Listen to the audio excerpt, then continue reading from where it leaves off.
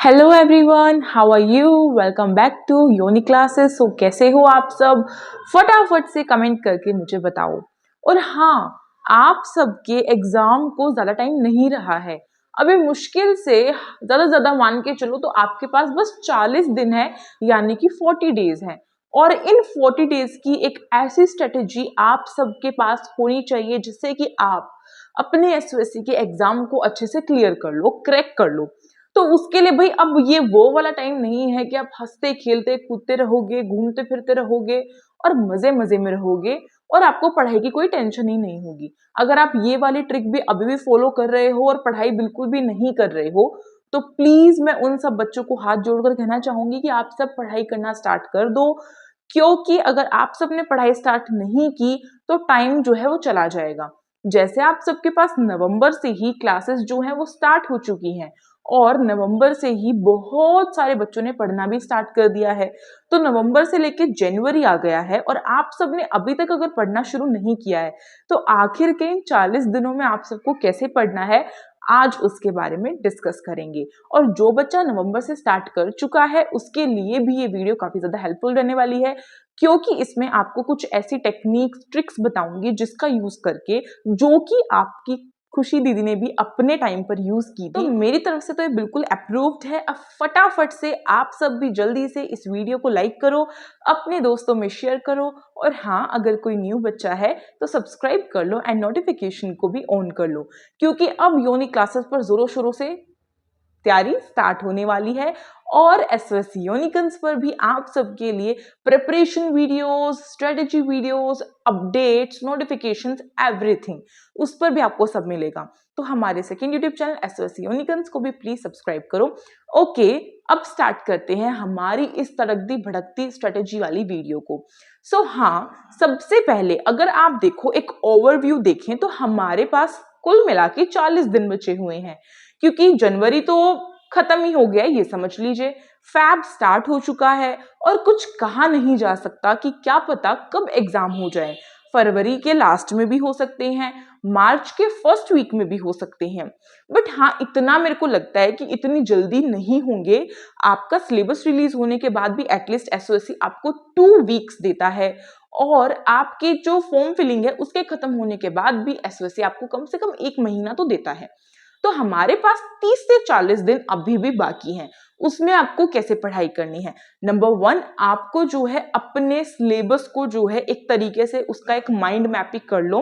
Mind mapping का मतलब है कि आपको पता होना चाहिए कि आपका सिलेबस जो है क्या क्या है, कैसे कैसे है, क्या क्या डोमेन्स आ रहे हैं, एवरीथिंग। अगर बच्चे को अभी तक नहीं पता है तो पहले सिलेबस पता करो, देन उसके बाद उसमें जो आपको सबसे ज्यादा फेवरेट सब्जेक्ट आपका है और जो सबसे ज्यादा आपको ऐसा लगता है कि बहुत ज्यादा वीक है या फिर वीक भी नहीं कहो तो आपको वो अच्छा नहीं लगता पढ़ने में, तो आप क्या कर सकते हो, उसके लिए आप जल्दी उठो, अर्ली मॉर्निंग उठो और बिल्कुल फ्रेश माइंड के साथ उस अपने वीक या फिर ऐसे वाले सब्जेक्ट करो जो आपको बोरिंग लगता है।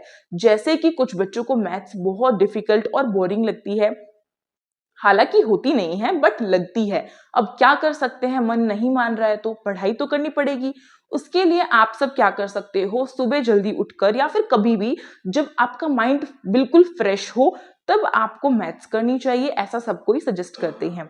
और ऐसा करके देखना तो आपको भी इजी ट्रिक्स के साथ मैथ्स करनी आ जाएगी। और मैथ्स के कॉन्सेप्ट के लिए बेसिक्स को क्लियर करो। अगर आपके बेसिक्स क्लियर नहीं है, अगर 7th क्लास बिल्कुल भी नहीं आती है, बिल्कुल ऐसा है कि आपने 7th और 6th पढ़ी ही नहीं है, तो आप ऑटोमेटिकली क्लास 8 को कवर नहीं कर सकते, क्योंकि जो मैथ्स होती है वो इंटर रिलेट करते हुए चलती जाती है। ठीक है, तो मैथ्स के लिए आप ये स्ट्रेटेजी फॉलो कर सकते हो। अब बात की जाए अपने फेवरेट सब्जेक्ट की, तो आपको अपना फेवरेट सब्जेक्ट कैसे करना है, आपको अपना फेवरेट सब्जेक्ट मानना है कि वो आपके लिए नंबर स्कोरिंग है, जो कि आपकी एंट्रेंस एग्जाम में आने वाला है। और नंबर स्कोरिंग है तो हमें उस पर फोकस करना है। अब फोकस कैसे करोगे, आपको कम से कम एक हफ्ते में कम से कम आपको 3 से 4 चैप्टर उसके रिवीजन के साथ कंप्लीट कर लेने हैं। टॉपिक या चैप्टर, टॉपिक मतलब पूरा बड़ा टॉपिक, ऐसा नहीं कि एक चैप्टर है उसका एक शॉर्ट टॉपिक किया, अब उतना टाइम तो नहीं बचा हुआ है। और हाँ, मेरी एक सिंपल साधा सा ये टाइम टेबल रहता था। टाइम टेबल क्या रहता था कि आपको, हमारे पास टोटल इन वन डे हमारे पास क्या होते, 24 आवर्स होते हैं, पूरे एक दिन में 24 घंटे हैं। और 24 घंटे अगर आप बिना फोन, बिना गेम्स और बिना किसी भी एक्टिविटी में इंगेज हुए अगर बिताओगे तो आपको वो बहुत ज्यादा टाइम लगेगा, क्योंकि हमारे पास इतने सारे डिस्ट्रैक्शंस होते हैं, इसीलिए हमें ऐसा लगता है कि हमारे पास टाइम ही नहीं है। बट अगर आप ध्यान से देखो तो आपके पास बहुत टाइम है, इंक्लूडिंग आपके डिस्ट्रैक्शंस को। डिस्ट्रैक्शंस जो हैं हमारे, उसको भी अगर आप इंक्लूड कर दो तो भी आपके पास टाइम होता है। जैसे कि आपके पास 24 आवर्स है तो उसको डिवाइड कर लो 3 पार्ट्स में, 8-8 घंटे। 8 घंटे की नींद सबको लेनी चाहिए, क्योंकि अगर आपकी प्रॉपर स्लीप नहीं होगी, आपकी स्लीपिंग साइकिल ही अगर बिगड़ जाएगी तो स्ट्रेस ऑटोमेटिकली होगा। तो जो बच्चे 2 से 3 घंटे या 4 घंटे की नींद लेने का सोच रहे हैं इन आखिरी के टाइम में एग्जाम्स के, तो ऐसा बिल्कुल मत करो।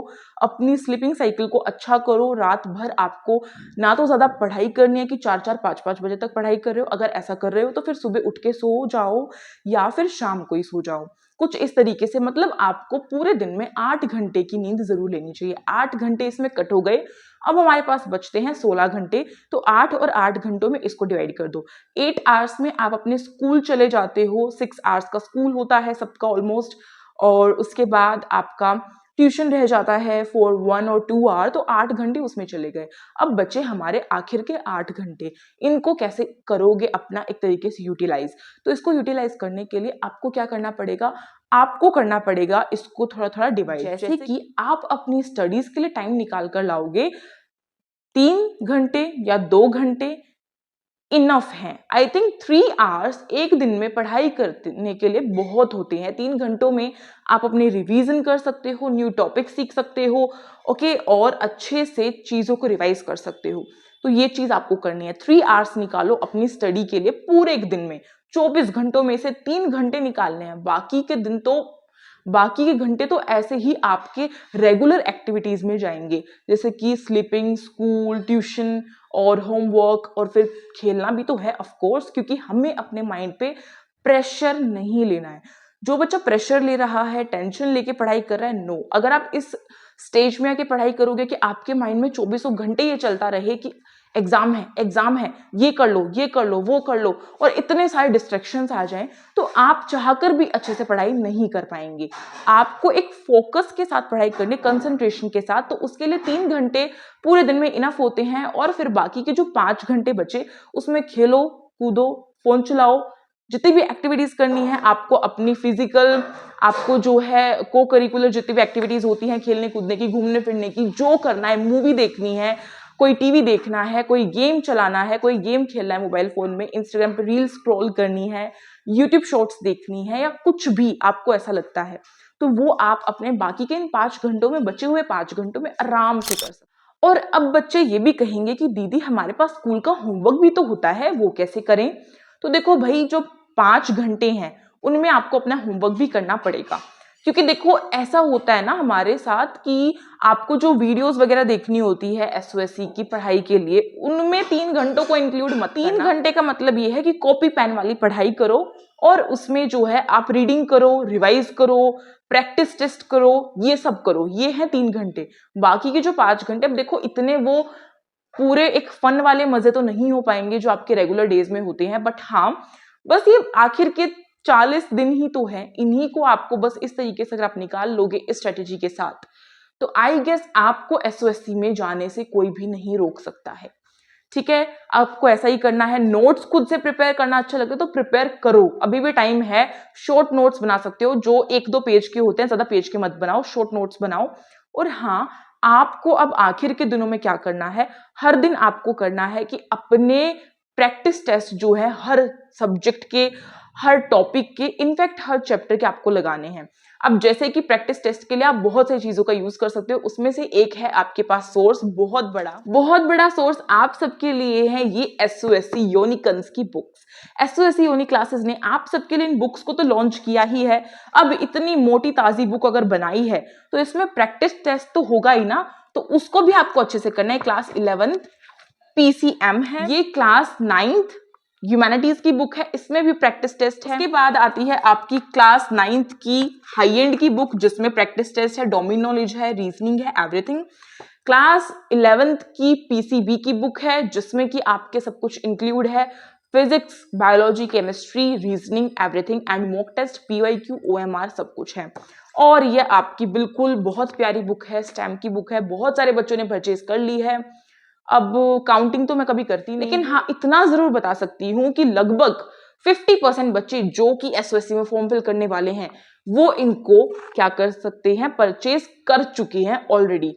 तो आप सब अगर पीछे हो तो भाई वो आपकी गलती है। अगर इसे परचेज करना है तो इसकी जो फुल डिटेल है वो आपको SOSC यूनिक क्लासेस नाम से इंस्टाग्राम ID है, वहां पे जाकर आपको सब कुछ पता चलेगा। आप वहां पे मुझसे पूछ भी सकते हो डायरेक्ट मैसेज करके। और अगर कोई बच्चा इंस्टाग्राम नहीं चलाता है तो आई थिंक ईमेल ID सबके पास होती है, क्योंकि उसी से आपका यूट्यूब भी चलता है। तो ईमेल ID yoj97110@gmail.com करके आप सर्च कर सकते हो और मुझे मेल डाल सकते हो, ताकि मैं आपको जल्द से जल्द जो है बुक्स जो है प्रोवाइड कर दूं।